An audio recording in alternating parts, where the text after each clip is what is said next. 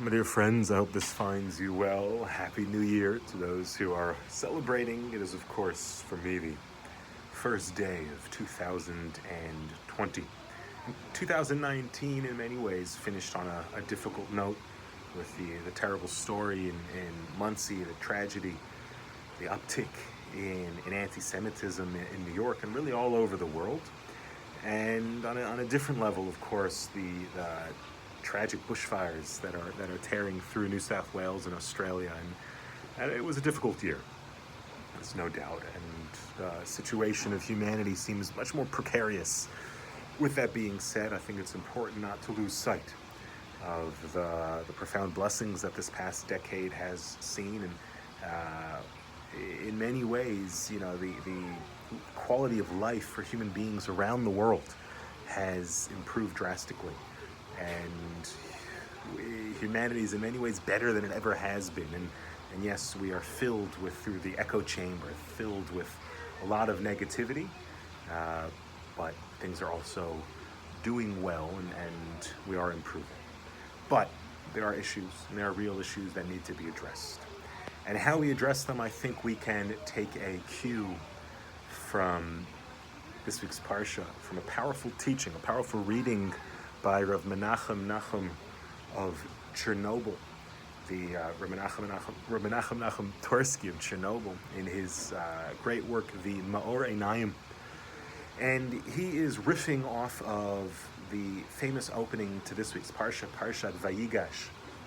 In Parshat Vayigash, the story opens with the brothers standing before the viceroy of Egypt, who they do not know is actually their brother. And he's been kind of pushing them on this, run around and kind of messing with them and messing around with them.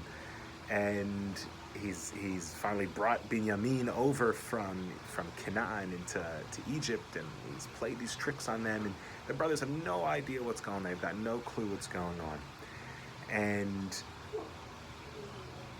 Yehuda sees all this happening, and all of a sudden it says Vayigash elav Yehuda, and Yehuda approaches Yosef, approaches who he thought was the viceroy, and he gets up and he says to him, "Bi Adoni, please, my master, look what's going on." He goes through the whole story, tells them what happened, and he tries to explain their story. The Meor Eynayim of the Nachum, he reads it differently. He says that when Yehuda says Bi Adoni, he's really saying Bi Ado Shem. He's reading the word Aleph, Daled, Nun, Yud, not as my master, but rather as the holy name of God. He says, Bi Hashem, within me is Hashem. Yehuda checks in and he recognizes that he has divinity, he has holiness within him. He has this deep connection to Hashem, and because he has that holiness within him, that inspires him and that pushes him to address the injustice that he sees, the perceived injustice, the way that they've been treated by Yosef. He stands up and he does something about it. And I think this is a powerful lesson. Many people often think about, religion and spirituality as, they call it the opiate of the masses. It's kind of, it numbs people. They say, oh, Hashem will take care of it. God will provide. God will do. God will this. God will that. But that's not the Jewish response. When a person feels the godliness within them, and they work on that, and they cultivate that individual, spiritual connection, if it's real, it's going to push a person into action. It's going to push a person into response to injustice, to response to pain, and response to suffering.